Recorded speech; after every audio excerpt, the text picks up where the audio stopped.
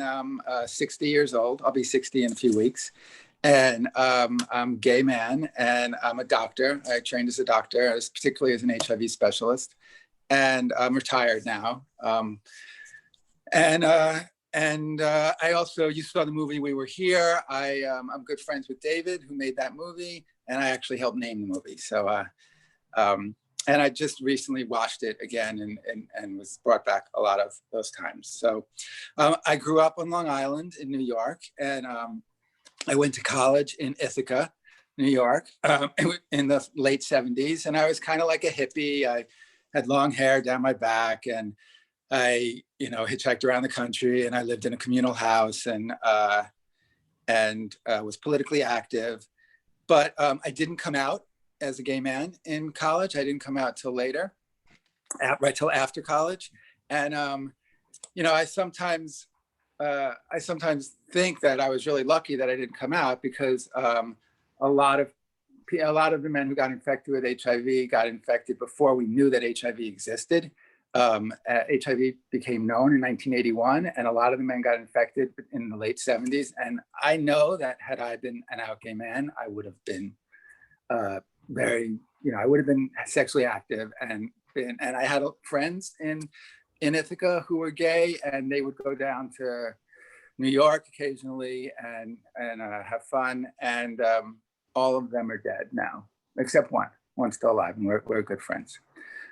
So I sometimes, joke that was an angel on my shoulder that was kind of like, you're not going to figure this out about your sexuality until this disease is known about. And that's why I'm here today, I'm pretty sure.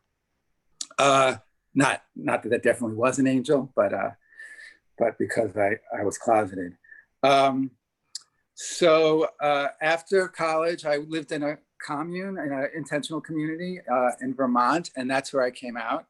And I moved back to Ithaca after in '83, and I was 22 years old, and I had a boyfriend, and AIDS had just started. It was just this mysterious disease, and it was killing gay men, basically. I mean, it was also IV drug users were also a risk factor, and then people who received blood transfusions. But the vast majority of people were gay men, and it was this mysterious disease. These gay men didn't have immune systems that could fight normal infections, and they were coming down with with the cancers and all these things, and they were dying quickly. And it was this big mystery. Nobody really knew what was going on, and there's a lot of fear, a lot of uncertainty, a lot of questions about, how do you get it? Who gets it? How do you know if you have it? How do you avoid it? And so I guess at this point, I probably will give a little bit, if I'm an AIDS doctor, a little bit of a little AIDS 101. So you guys know what it is and maybe can understand a little bit how it happened, to know a little bit about the biological. So HIV, AIDS is a disease, and it's called acquired immune deficiency syndrome. And it's caused by a virus, the HIV, human immunodeficiency virus. And it's transmitted through blood and sexual fluids, semen and vaginal fluids. So the main ways it's transmitted is through sex and through IV drug users who share needles. So they get a little bit of blood in the needle that they just shot up with, and then they give it to someone else, and they inject some of that person's blood into them. Also, the blood supply became safe in about 85, 86. But prior to that, people who got blood transfusions, particularly hemophiliacs who had to get regular blood products, they were also at risk. HIV kills by it attacks the immune system. And so your immune system doesn't work that well. And it particularly attacks these cells called T cells. And the T cells, basically, after you get infected, a healthy person usually has a T cell count of about 1,000 per milliliter of blood. So when you do the test, you get back a number, and it's 1,000. And when you get infected with HIV, you slowly lose T cells over time. And it takes a while usually. And it usually goes down about 50 to 100 a year. So after about 8 to 10 years, and that's the average, after about 8 to 10 years, your T cells will be down below 200. And that's when you suddenly become susceptible to a whole bunch of infections that healthy people with normal immune systems will not get. And then as it progresses and it goes below 50, your T cell count goes below 50, then you're suddenly susceptible to a whole bunch of lots and lots and lots of different infections that will not affect people whose immune systems are working. It's a horrendous slow disease. Now, some people are fast progressors and their T cells drop much quicker, and in a couple of years they're down and they have AIDS. You don't officially have AIDS until your T cells are below 200. Before that, you're just HIV infected. So some people get immunocompromised, have a bad immune system really after a couple of years. And some people are what we call long-term non-progressors, and their T cells drift down very, very slowly, and they don't get sick as fast. All right, so that's sort of a quick version. So back to the story, I was in '83, so I moved back to Ithaca, and I had a boyfriend, and I used to laugh how, we were scared, so scared. And I used to laugh how we would, wrap ourselves in saran wrap before we had sex, although we never quite did that. It was very scary. And people were kind of like, oh, what's causing this? There are people who thought it maybe was poppers, which was like you inhale this gas, usually during sex, and it makes you feel good. And it was very popular, it still is in the gay community. And people are saying, oh, maybe poppers is what causes it. And then people are saying, oh, maybe it's because gay men get more sexually transmitted diseases, and so they take more antibiotics, and it's the antibiotics that's causing AIDS. I remember just thinking really clearly, this has to be a sexually transmitted disease. It just has to be, just the way it's hitting gay men this way. But in 1985, they isolated HIV, realized that's what was causing AIDS, and a test came out, and you can go get tested. So me and my boyfriend went and got tested, and you had to wait 2 weeks after, and those were just such scary 2 weeks. You got tested, and you had to come back 2 weeks later, and getting tested is something we all did, if you were HIV negative, that you did regularly throughout the entire crisis, and even after.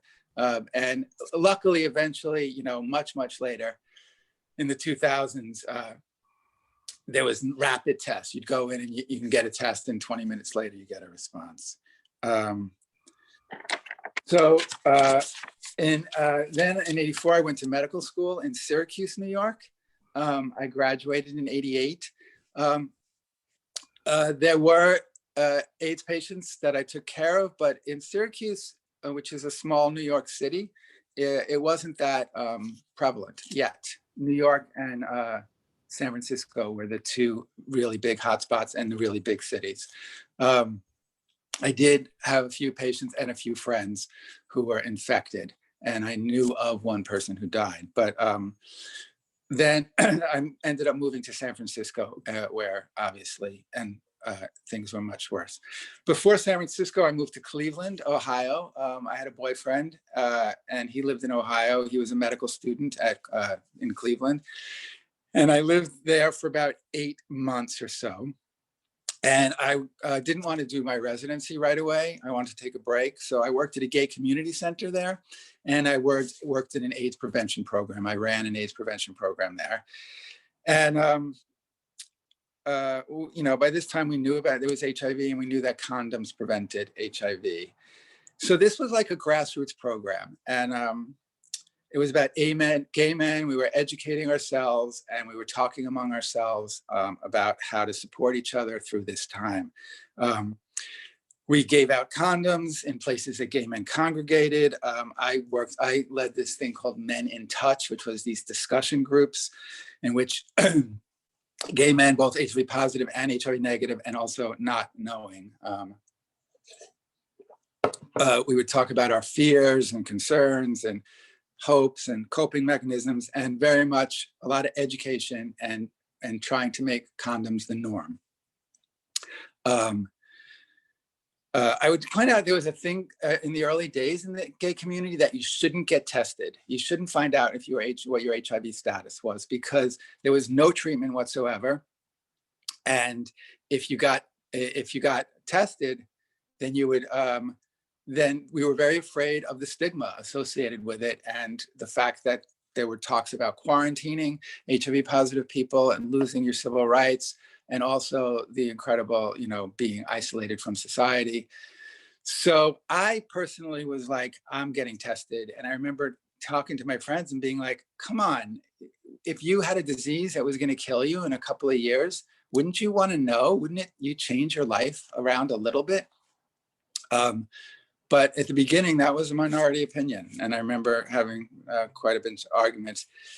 I guess I would also point out here is the context that this happened, and David talks about it in the film, is homophobia was much, much, much deeper and stronger than it is now. I think, by my estimation, and I think most people who lived through it would agree. I didn't come out partly in college, even though I was in this alternative hippie community, because gay men were, particularly gay men, but lesbians too, were just seen as this, other, and made people uncomfortable. And I had straight friends who made jokes about gay men, and we were really looked down upon. And then in the greater community, I mean, there were attempts to quarantine us, and there was a real sense that we were we were out to recruit the children and a threat to society. And AIDS just played on that in such a big way, and it really allowed people's homophobia to come out even stronger. And I guess I'll talk about it later, but the religious right and right-wing politicians were outright saying, gays deserve this. There was a quote, they brought it on themselves. They declared war on God, and this is God's punishment. That was a very common theme. And so there was a sense of being under attack. And there wasn't a lot of money coming to us either. Reagan, who was president at the time, he didn't even mention AIDS until at least 4 or 5 years into the epidemic. At a press conference, one of his press secretaries, one of the reporters asked him about it, and he made jokes. And that's what we were living with. But I would say, in terms of prevention and getting the word out, I've talked to public health officials since then, and they have said that it was remarkable that they had worked on public health campaigns to get people to stop smoking and to eat better. And gay men adopted condoms so quickly, in the large part, in general, and that they'd never seen a community adopt a healthy behavior, something as ingrained as sexuality, and was able to do it. So I'm proud that I was part of that. So after I left Cleveland, I actually moved back to Cleveland. I didn't never move back to Cleveland. I went back and visited about 6 or 7 years later, and I would say about half of the people I knew there had died in that 6 or 7 years. So I moved to San Francisco, and AIDS was raging here. And, there were lots of young gay men dying, sickening and dying around. And he talks about it in the movie. You walk through the Castro, which was the gay neighborhood, and there were young men who were with wheelchairs, canes. AIDS wasting is when you lost a lot of weight. And so they were like these skeletons walking around. It was really a difficult time. And I got a job at an acupuncture center, a Chinese medicine center. And I ran a program for herbal or Chinese herb treatment for HIV. And we took care of people, and certainly the herbs helped people's symptoms, side effects of drugs it helped with. But it was very clear that very quickly that it didn't stop people from getting sick and dying. And lots of my patients in that clinic died and went to, and just it was a difficult time. One of my closest friends lost his vision. He talks about this in the movie, but there's one of the infections you could get with AIDS was CMV, which affected your eyes. And my friend, he first lost vision in one eye, and then the other eye. And so I used to guide him around town with his cane. And he never really complained. And he used to make jokes that, oh, now he didn't have to, if he didn't have to stop and talk to people that he didn't like anymore, because he could just say that he couldn't see them anymore. And in general, it tended to be a slow disease where people would have bouts of a sickness. And then if it was they could get treated with if there was a treatment for it, like an antibiotic for that particular disease, they might get better. And then for a while, and then they would get sick again with another one or another two or another three. Sometimes it happened quickly, though. Sometimes someone was fine and they got an AIDS diagnosis, an opportunistic infection, and they were dead. I had one friend who got discharged from the hospital probably a little too early. And just a few days after he was discharged from the hospital, my friend's housemates found him dead in the morning. And that was just a very difficult thing. There was a lot of hospital visits, spent a lot of time visiting friends in the hospital. It was almost like sometimes social, like he would say, oh, let's go visit John in the hospital. I'll meet you there. And I remember one story. I went to visit a friend in the hospital, and then I knew somebody else who was actually in the same hospital that day. And so I went, and while I was seeing my friend, one of the nurses walked in to take care of him, and then I went to visit this other friend, and the same nurse came in to see that patient. And I was leaving the hospital, and as I was walking out, another friend, I heard my name, and another friend acquaintance was also in the hospital on the same floor. And I went in to say hi and chat with him, and the same nurse walked in, and she was just like, "What are you, cruising the hospital here?" Me, in other words, looking for dates, and we laughed. But that's the way it was. And then memorial services were also, a common occurrence. And a lot of people got cremated. And so we would spread ashes. One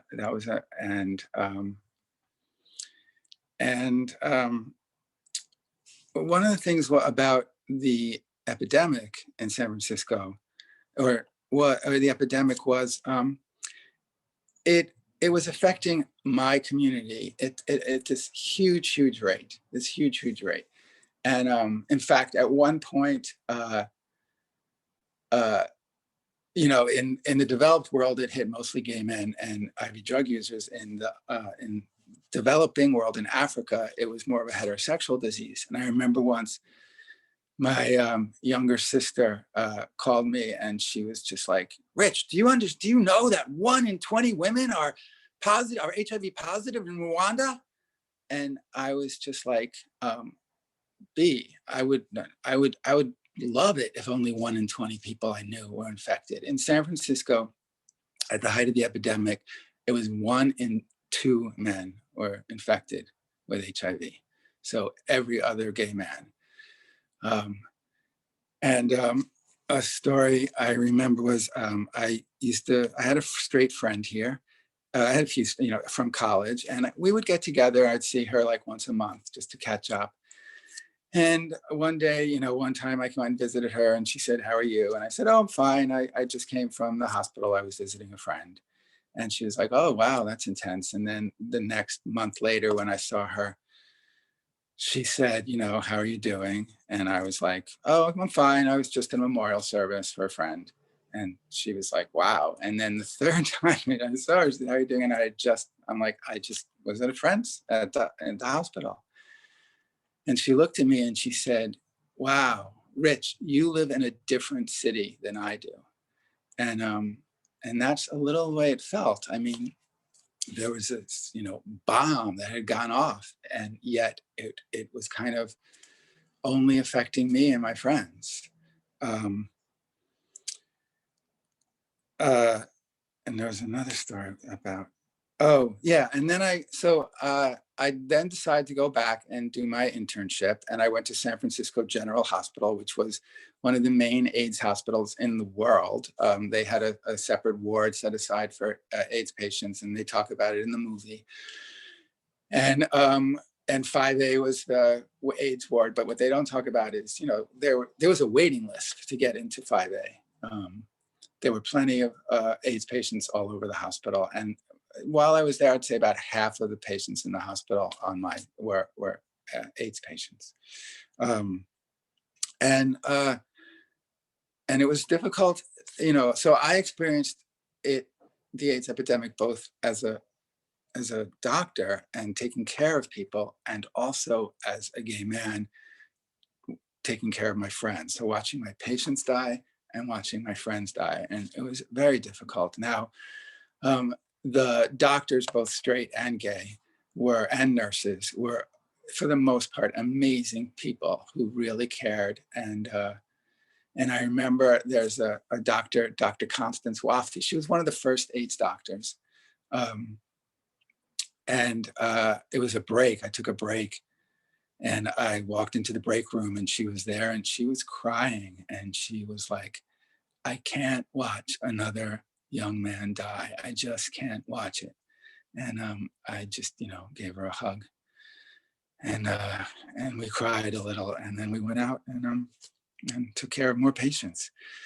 An interesting postscript to that question, to that story, is years later, I went on a first date with a man, and it turned out that he was Constance Wafi. That doctor died of breast cancer, actually, and he was her son.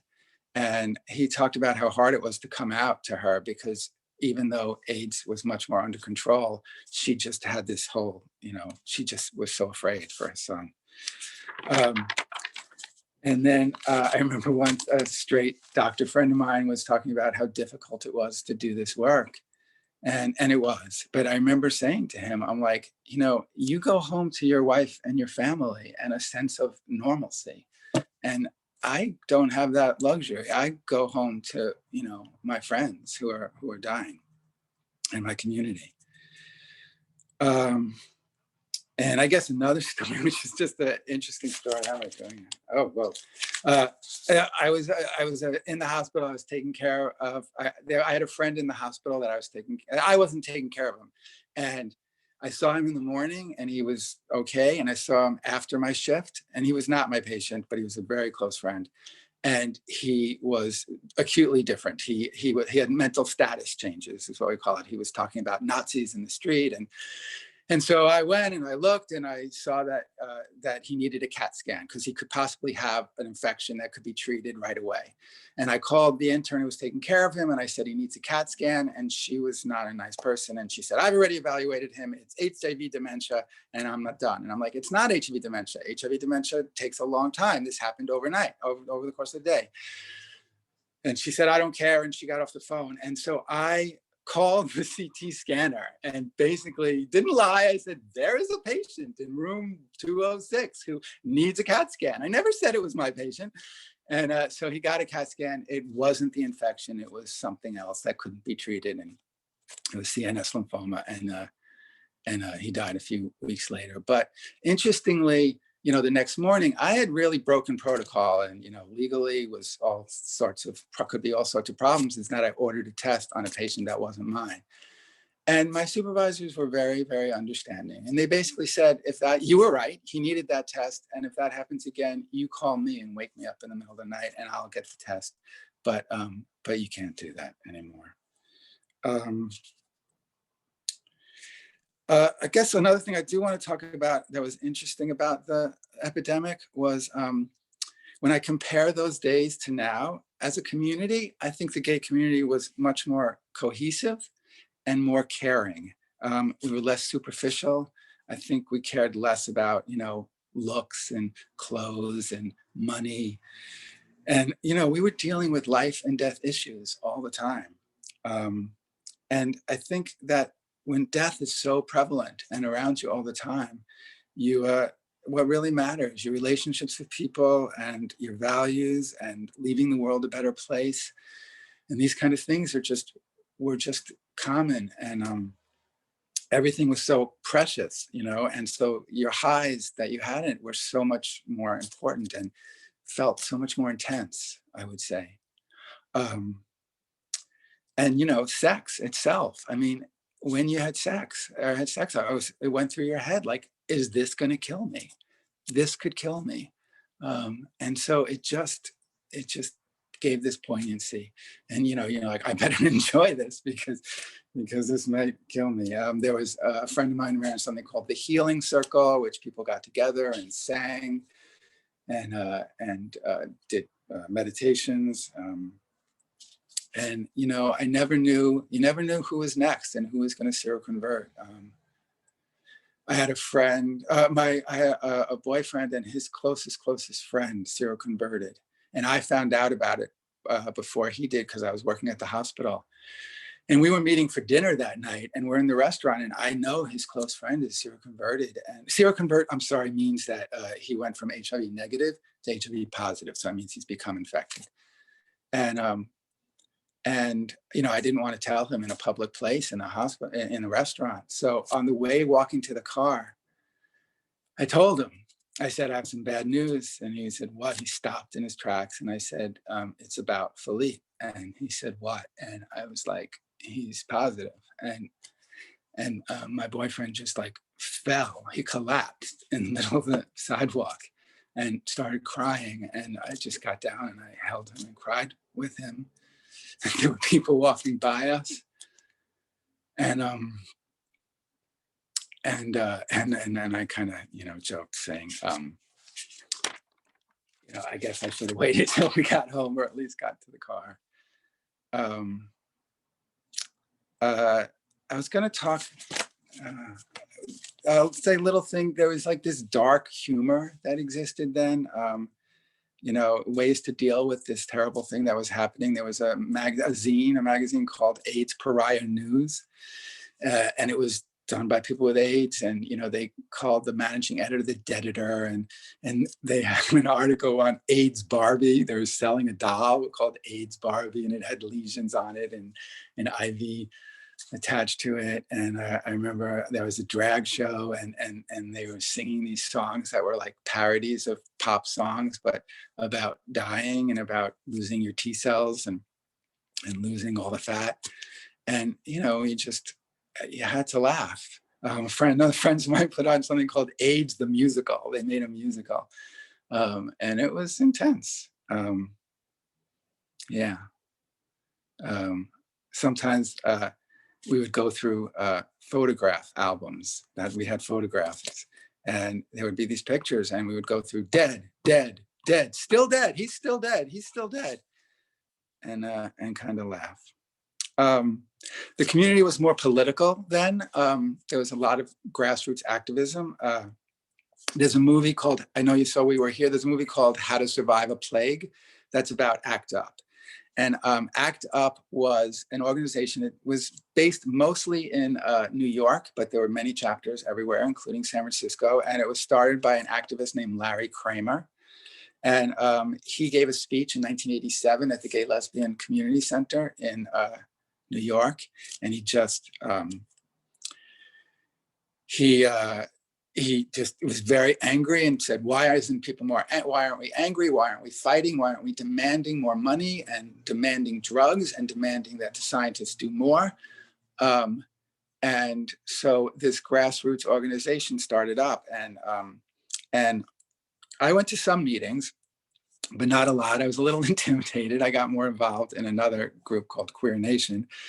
But I did go to the marches and the demonstrations, and we would march, and then we would have die-ins, and they'd blow a whistle, and we'd all fall on the ground, and someone would come around and make outlines of our bodies with chalk, and then we would get up and march further. And it was just a political time. You just met people at meetings and demonstrations, and and I remember, there would be a bad policy or some bad news, and there would be flyers. There was no internet, obviously, and flyers would go up around San Francisco just saying, demonstration, 5 o'clock today, Harvey Milk Plaza. And we would all just go, and people would go, and it would get bigger and bigger, and someone would have a megaphone, and we would start chanting, and then we would spill out from the sidewalk, so many people, and then we would get into the street, and someone would suddenly go, take the street, and we would just take over the street, and the cops would usually just surround us, and then we would just start marching and do die-ins and chanting. I remember one time this chant went up, and we formed this big circle. It was very powerful. Yeah, there was one demonstration where the cops went crazy and started, the cops rioted, is what we said. They started beating us up. I was on a date that night, and the date wasn't going well. It's because I knew I was missing, and I went to the demonstration. And when I got there, I saw cops clubbing demonstrators, and they locked down the Castro. They didn't let anyone out of the stores. So people who weren't demonstrating were locked in their houses and locked in the stores. And a friend of mine had his arm broken, and he ended up getting a settlement from the city. They did make some changes in the police department after that. There was a huge outcry. And ACT UP ended up becoming, getting invited in because we demonstrated at the FDA, the Food and Drug Administration, and drug companies, and they got invited in, and they really changed. We changed how drugs were developed in this country, how they were fast-tracked for terminal diseases, that compassionate use, they became available for compassionate use. And then it spilled over this kind of grassroots activism into Queer Nation, where it was much more about fighting homophobia. And we would have kiss-ins and demonstrate against anti-gay initiatives. And then I guess one last story I'll tell about the homophobia is a friend of mine, the guy who died, the guy who woke up dead, quote unquote. He lived in a group house of friends of mine, and his family didn't even know he was gay and didn't know he had AIDS. And so they came, and they were devastated, but they were not nice people. And so first they were just angry and hurt, and they claimed that all these things in this house that my friends lived in with him were his, and they stole all this stuff, and they just took it, the stereo and pictures. And then there was a big blackboard in the house that people used to write notes and to each other. And they wrote a big sign that said, "I hope you all die, fags." And I got a call from my friend who came home to this and was very freaked out. And I went over and he did, should we erase it? Should we let everyone see it? And we ended up erasing it. And then in 1996, basically a whole bunch of drugs got approved. That basically it's not a cure for AIDS, but it's a treatment. And I could go into the specifics of it, but basically if you take at least 3 of these drugs together at the same time, so we had to wait that there had to be 3 of them, enough drugs, then it suppresses the virus's replication in your system enough so that the virus can't replicate. And if it can't replicate, it can't kill your T cells. And then the body slowly replenishes the T cells, and not even that slowly. So almost immediately, people started on these drugs, and people he talks about in the movie just like came back to life. And it was called the Lazarus syndrome. Lazarus is someone in the Bible who was brought back to life who's dead, and Jesus brought him back to life. But and quite a number of my patients and quite a number of friends, I thought they were going to be dead in a month or two. And, within 5 or 6 months, they were up and around and gained weight and were going back. And then, it was a huge thing. People didn't know whether to go off disability or not. And people who had basically, were resigned to dying in the next couple of years, if not sooner, or suddenly had their lives ahead of them again. And I continued being very active as an HIV doctor, and I became an expert in the resistance to these drugs and figuring out if somebody was resistant to some of these drugs, what drugs do you give them? And going and working internationally, going to Southeast Asia and Africa and working there. And then I guess the drugs initially had a lot of toxicity. They made people really sick. So even though it was better because they weren't dying, a lot of stomach upset, liver problems. It did weird things to the body fat distribution. And over time, safer and safer drugs have come out. And now, I kind of joked like, oh, HIV medicine has become kind of boring. It's like, you can take one pill, which has a number of different drugs in it, once a day, that's basically well tolerated by the vast majority of people, and go about your life. And pretty much now, if you get infected with HIV, we say that you have pretty much a normal lifespan, as long as you keep taking the drugs. And then the other huge development is something called PrEP, pre-exposure prophylaxis. And that is, you may know about it, if you take some of these HIV medicines, the ones that are very well tolerated, and you don't even have to take 3, you can just take 2, and you take these regularly every day, or just take them around sex, before right before sex and right after sex, you won't get infected with HIV, even if you don't use condoms. So, 99% chance. And so that has revolutionized the world in the gay world. And so suddenly it's really weird for me to live in this world and among my friends of my age, where people aren't dying anymore. People aren't afraid of getting it anymore. And then if you're on the medicines, you can't transmit it, we now know.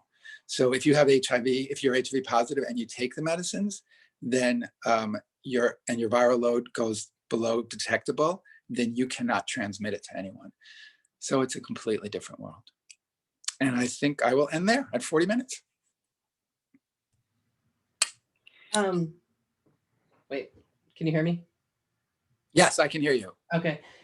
There's a couple questions here. One thing I wanted to ask first, though, you had touched on this, but could you say a little bit more about so you get the sense of this community all taking care of each other, but a large reason for that was because the families were absent, because of the homophobia being so much stronger back then, which I think can maybe now be a little bit hard to conceptualize, that your parents would abandon you even as you're dying because they're so upset that you're gay. Like, that seems, we know that still happens, but it seems hard to fathom the level at which that used to happen and how common it was. And I wondered if you could say more about that. Sure. Yes, it was very common.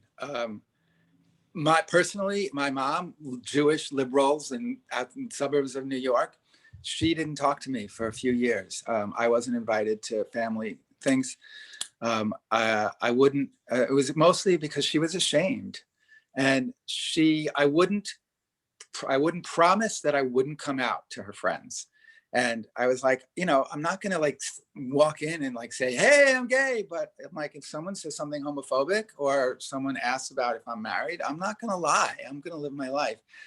And it wasn't until I had a long-term boyfriend that I brought home and she was ready to meet that she was able to get. I had one friend's family completely kicked him out, and she called the police. He was in a small Midwestern town when he came out. And the police escorted him out of town and told him not to come back. So yeah, a lot of us did not have families that we could at all. And like this in the movie, someone talks about a man saying, it's harder for me to hear that my son is gay than it was to find out he's dying, and that was not uncommon. And I talked about that family that said, I hope you all die, fags. Another thing I didn't say, but there was a religious preacher, this isn't family, but just that went around to funerals of people who died of AIDS with signs that said, God hates fags. And this whole congregation would be there protesting against at this funeral. But yeah, that was real and very real. And then my impression too is that the gay rights movement in general accelerated vastly after this.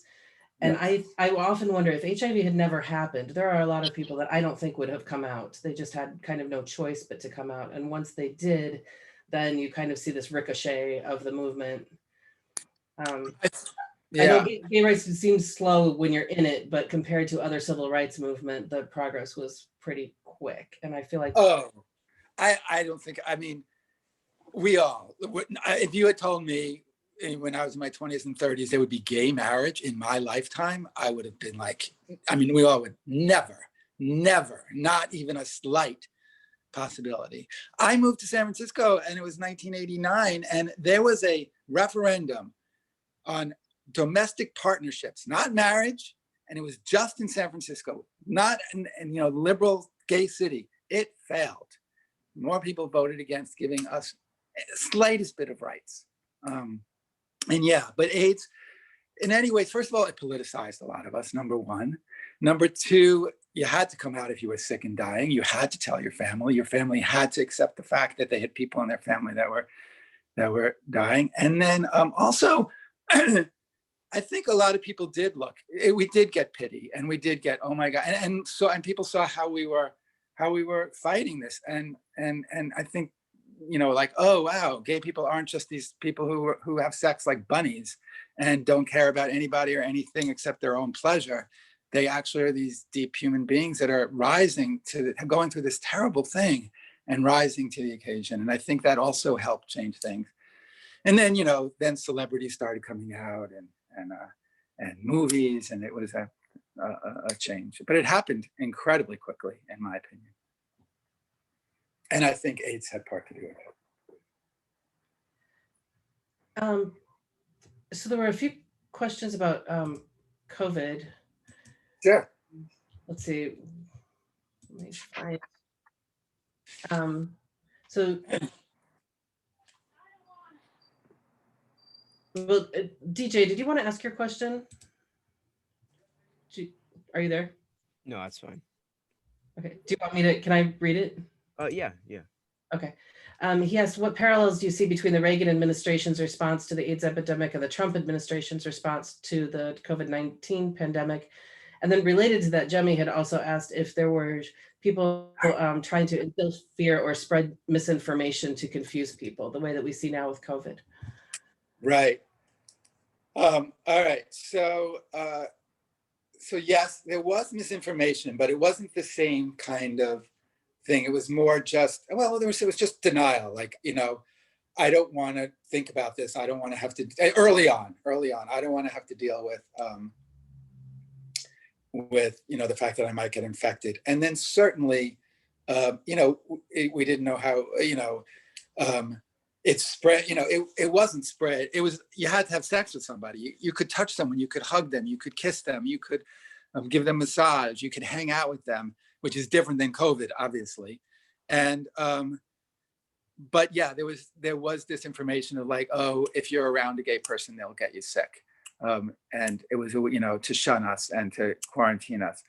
I would say it's much worse now, the polarization that's going on and just, blatant lies that are happening. It seems more prevalent now than then. That's my just initial take on it. The Reagan and Trump. Well, I would say one of the big differences between COVID and AIDS, from my experience, was, as I said, AIDS hit this small community, hit this community. It wasn't pervasive. It wasn't everywhere. And then the other big difference is you could go. You didn't have to shut down the economy. You could talk to people and breathe in the same space that they were. So Reagan just ignored it for the longest time. And then there was this blaming. I mean, it was the whole homophobia component, which I don't really see with COVID, where it was this, blaming us. It was our fault. We deserved it. And, we hope you die. We want you to die. There were, the acronym AIDS, there were quite a few of them that people used that were extremely homophobic. And so there's Trump, it's criminal what he's doing, but he did try to ignore it. So I guess there's a definite corollary there, a huge corollary of just let's ignore this. But I guess the difference is, he can't ignore it to the same extent, just because, everybody knows people, who are affected. Thomas asked in chat that I read that there are therapists offering services now to healthcare professionals who work with COVID patients. What support was available for you during the AIDS epidemic? So as a doctor, did you have? Yes, there was an organization, Maitri was a hospice for AIDS patients, but they had a whole thing for caregivers. And it was set up for caregivers to get together and talk about their experience. And, there was a lot of burnout. I had a friend, who was just took care, was part of a caregiver circle who helped take care of someone, a few people. And in the 90s, like 92, he moved to rural France for a while. He was like, I have to get away from here.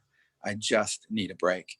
And I didn't say this, but I went and did a year in upstate New York in a rural area in 94, 95. And I was just like, I need a break. If I keep doing this, I'm gonna lose my marbles. I'm gonna just, and I went and I I didn't take care of.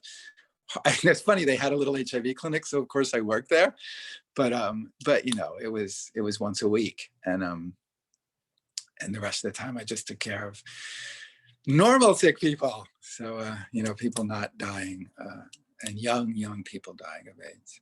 I mean, that's another difference between COVID. It was young men. And the other thing was, it was so pervasive. I mean, of course you knew people dying, and now it's, I know a few people who have died, and they're all over than 80, all over 80 of COVID.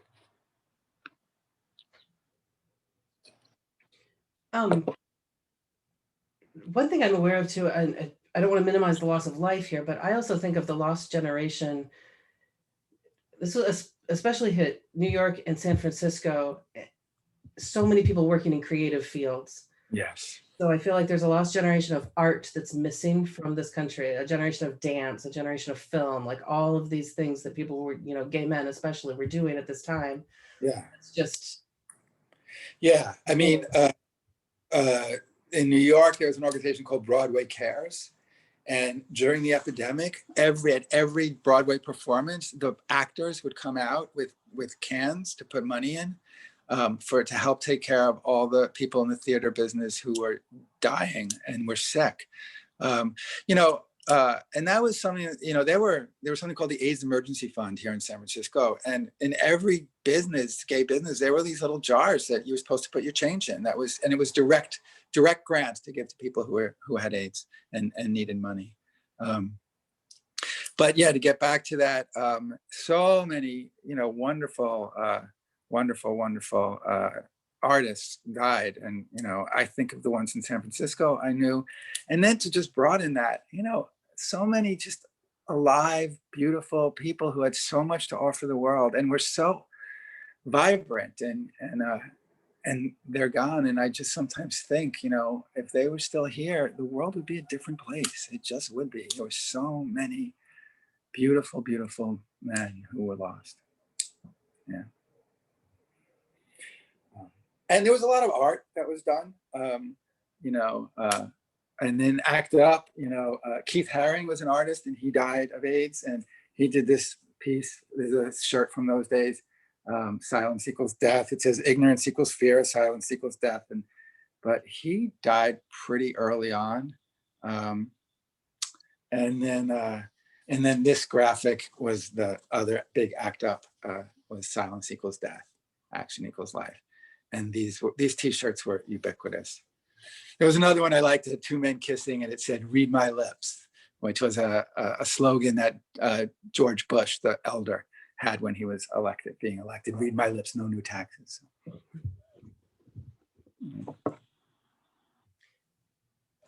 Are there other questions?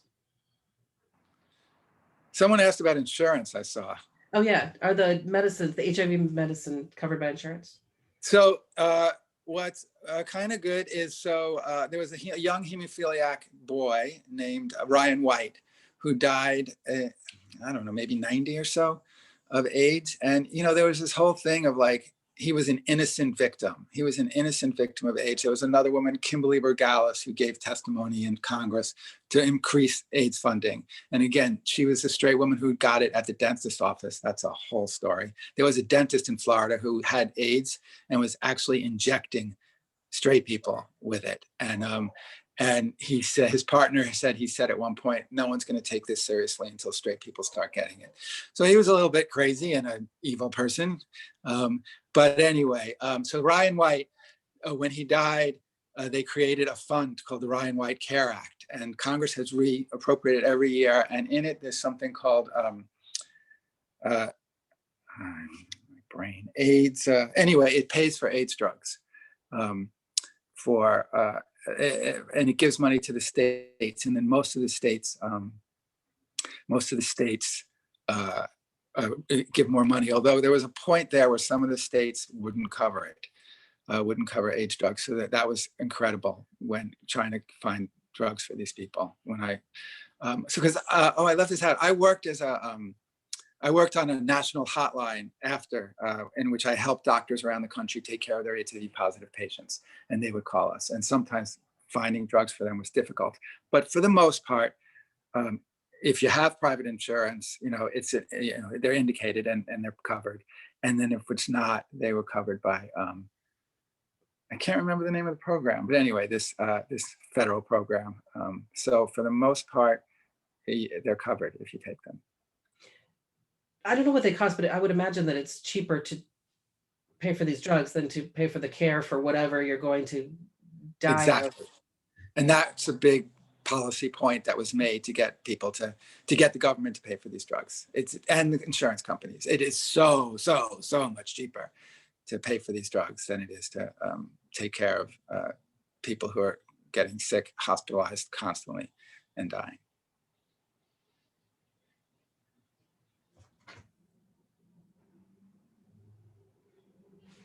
Other questions? Yeah. I've got one. Let me see. So in the documentary, there was a few instances of like solidarity between lesbians and the gay men community, and the documentary to me seemed like it framed it not necessarily as surprising, but like it was of note that happened. And I just wanted to ask, was there less of a sense of a whole like gay community at the time, or was this just an instance of how it was framed? Yeah, it's a good question.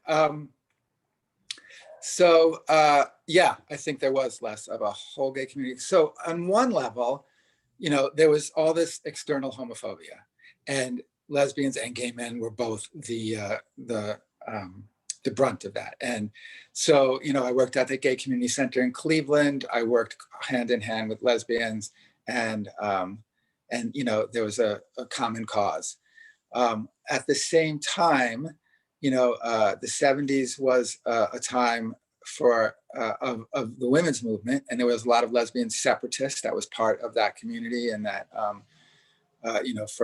to not associate with men, straight or gay, and it was a more political community, for sure. I mean, interesting. I went through a period when I came out where I was more connected to the lesbian community than to the gay community, just because I felt more at home there.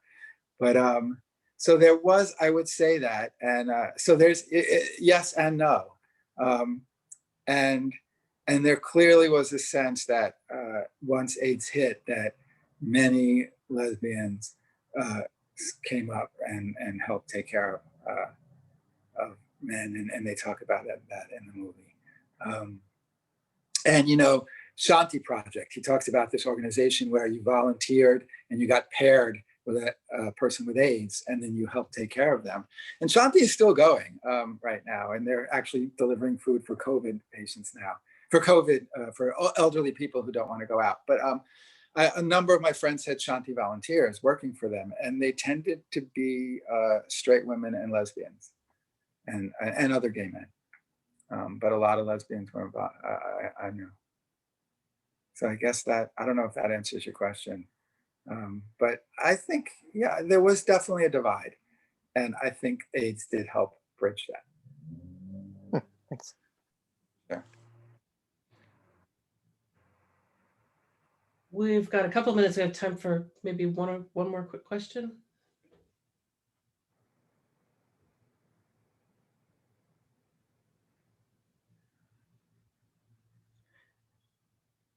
One thing that struck me in the film, I can't remember who the guy's name was, but he said that he took a trial drug and he just couldn't take it anymore, and he ended up living and his friends didn't. Yeah. It's an intense story. You know, I remember that drug. One of the things they said is his partner had hepatitis B. And I mean, giving that kind of a drug to someone who has hepatitis B is a little crazy. But I guess, you know, at the beginning, there were all sorts of drugs that were being touted, and compound Q, which came from a Chinese cucumber, and that also caused some deaths. And then all these, so yeah, and then, you know, I worked in a Chinese medicine clinic, and there were all that. And something I'll talk about is, you know, when I went to medical school, I was really interested in alternative medicine and holistic medicine. And this is a little aside. And after AIDS, I worked in that clinic. And then actually I did work in an integrated medicine clinic where I did the medicine, and we worked with acupuncturists. And this is a different clinic after an herbalist and massage therapist. But I became much more of a fan of Western medicine.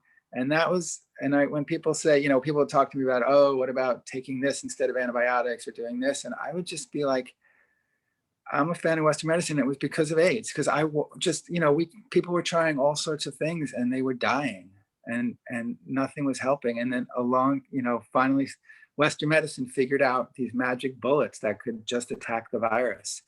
And suddenly people were not dying anymore. And that really had a big effect on me. We're out of time.